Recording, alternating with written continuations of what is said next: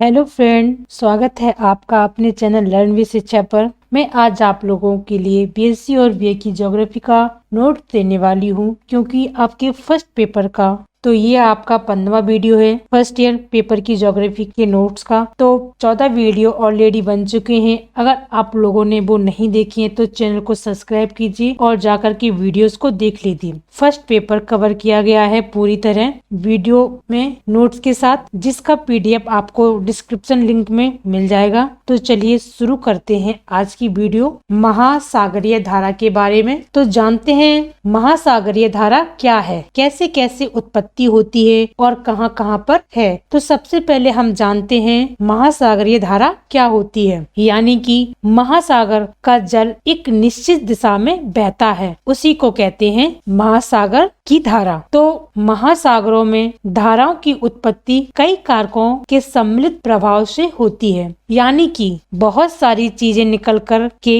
तब जाकर के महासागरों की धारा बनती है। इनमें से कुछ कारक जो हैं, कुछ महासागरीय जल की विशेषता से संबंधित हैं, तो कुछ जो कारक हैं वो पृथ्वी की परिभ्रमण प्रक्रिया तथा उसके गुरुत्वाकर्षण बल से संबंधित हैं, और जो कुछ हैं बाह्य कारकों से संबंधित हैं। इस प्रकार पृथ्वी की सतह या सागरीय जल में धाराओं की उत्पत्ति के निम्न कारक निम्नलिखित हैं कि वो कौन कौन से रीजन हैं जिससे महासागरीय धाराओं की उत्पत्ति होती है। तो सबसे पहले है आपका पृथ्वी के घूर्णन गुरुत्वाकर्षण तथा विपेक्षक बल से संबंधित कारक। यानी कि पृथ्वी पश्चिम से पूरब की दिशा में अपने अक्ष के सहारे परिक्रमा करती रहती है। पृथ्वी सूर्य की इस गति के कारण जल स्थल का साथ नहीं दे पाता, यानी कि जल और स्थल की स्पीड बराबर नहीं दे पाता। इसके कारण क्या होता है कि जल पीछे छूट जाता है, जिससे जल में पृथ्वी के घूर्णन की विपरीत दिशा उत्पन्न होने लगती है। यानी कि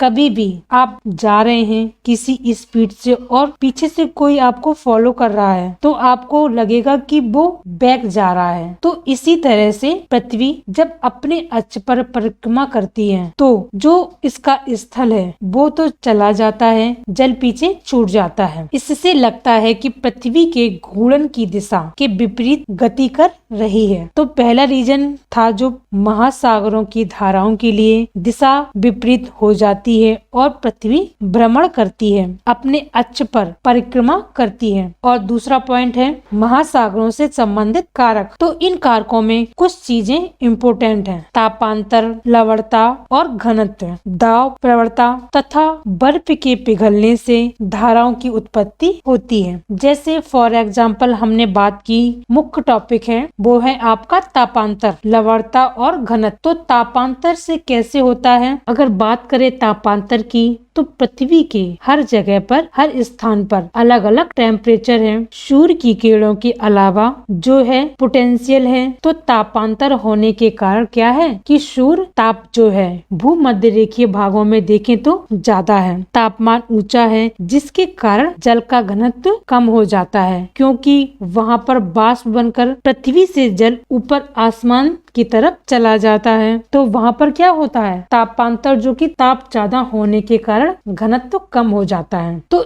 इस तरह से जो जल है वो ध्रुवों की ओर अप्रवाह प्रारंभ हो जाता है। जल एक चक्रीय अप्रवाह उत्पन्न हो जाता है, क्योंकि वहाँ पृथ्वी पर सूर्य के ताप के कारण तापांतर उत्पन्न होता है। दूसरा है आपका लवणता। लवणता से भी धारा को किस तरह की प्रॉब्लम होती है, किस तरह से उसमें चेंजेस आती हैं, तो वो देखते हैं कि लवणता से सागरीय जल प्रभावित होता है। अत्यधिक लवणता के भागों में जल का घनत्व ज्यादा होता है। जहाँ पर लवणता ज्यादा होती है वहाँ पानी की डेंसिटी ज्यादा होती है, जिस कारण से जल नीचे बैठता है। जबकि कम लवणता वाले भागों में देखा जाए तो लवणता की कमी होती है और घनत्व कम होता है, जिसके कारण कम खारे जल से जल क्या होता है, अधिक खारे जल की ओर प्रभावित होता है। यानी कि जहाँ पर डेंसिटी आपकी कम है, खारापन कम है, तो वो अधिक खारेपन की ओर प्रभावित होता है। और तीसरा है आपका घनत्व। तापांतर और लवणता के कारण घनत्व में भी विभिन्नता पाई जाती है। जहाँ तापांतर ज्यादा होता है वहाँ डेंसिटी कम होती है, जहाँ ताप कम होता है वहाँ डेंसिटी ज्यादा होती है। तो ताप और घनत्व के कारण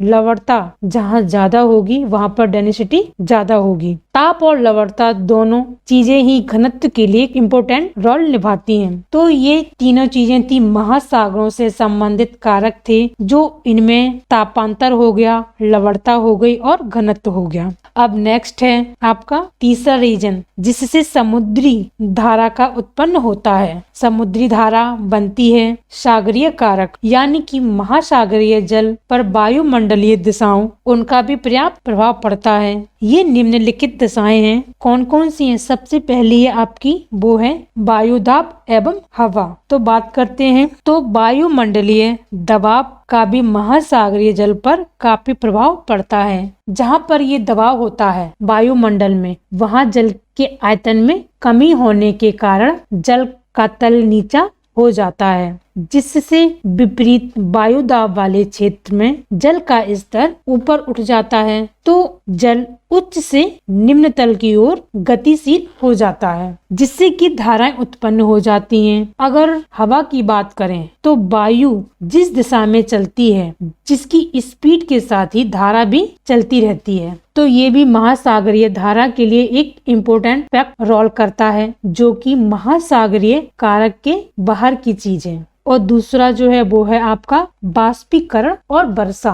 बाष्पीकरण और वर्षा की बाष्पीकरण क्या होता है और वर्षा क्या होती है? बाष्पीकरण यानी कि सूर्य द्वारा पृथ्वी पर उपस्थित जल को अवशोषित करना, यानी कि समुद्र का जो जल है उसको अवशोषित कर लिया जाता है। अगर वो अवशोषित हो जा रहा है, वहाँ पर डेंसिटी ज्यादा हो जाएगी, क्योंकि जल ही अवशोषित होगा और लवणता वहाँ पर ज्यादा होगी। डेंसिटी ज्यादा होगी तो कम डेंसिटी वाली जगह से पानी का दबाव या पानी का बहाव होना शुरू हो जाएगा। कम डेंसिटी वाले जगह पर ज्यादा डेंसिटी वाली जगह पर अपवह होगा। इससे भी महासागरीय धाराओं का निर्माण होगा। और दूसरी चीज है इसमें वर्षा। वर्षा भी काफी इम्पोर्टेंट रोल निभाती है। जहाँ पर बहुत अधिक वर्षा होती है वहाँ पर लवणता की कमी होने लगती है। लवणता की कमी तो अधिक लवणता वाले क्षेत्रों का पानी का लेवल भी ज्यादा ऊपर होगा। अगर वर्षा होगी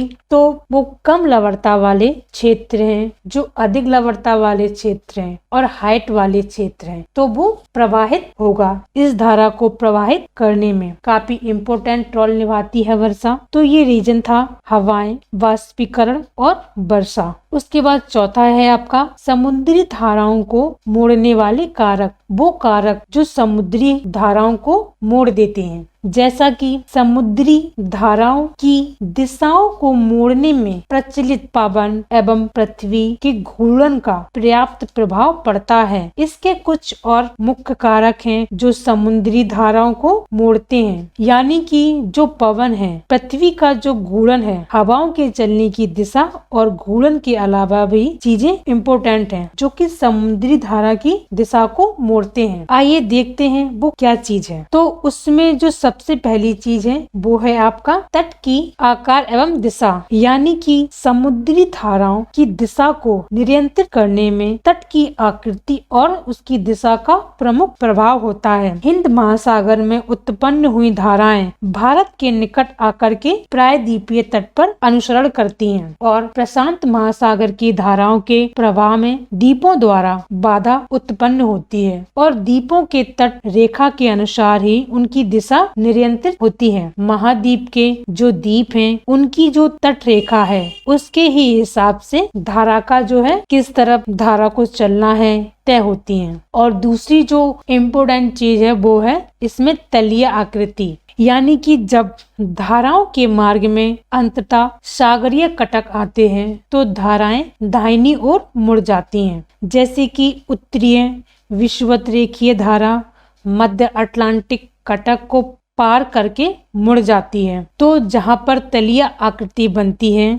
वहाँ पर कटक को पार करने के बाद क्या होता है, धाराएं क्या होती हैं, दाहिनी ओर मुड़ जाती हैं। और इसके बाद और एक इम्पोर्टेंट चीज है वो है मौसमी परिवर्तन, यानी कि मौसमी हवाओं का मौसमी दिक् परिवर्तन महासागर की धाराओं की दिशा में परिवर्तन करता है। तो धाराओं की दिशा में हवाएं और बदलते हुए मौसम भी परिवर्तित होते हैं। तो ये कुछ चीजें थी फ्रेंड जो इम्पोर्टेंट फैक्ट निभाती हैं। यह सागरीय धाराओं को प्रभावित होने में महासागरीय धाराएं किस दिशा में प्रवाहित होंगी, किस तरफ का बहाव होगा। तो हमने आज जाना कि महासागरीय धारा क्या होती है, कि धारा के प्रवाहित होने में किन किन धाराओं की भूमिका है, जो इसकी दिशा डिफाइन करती है, ये किस तरफ प्रवाहित होती है, सारी चीजें ध्यान में रखकर। तो वो सारी चीजें हमने कवर किया हुआ है।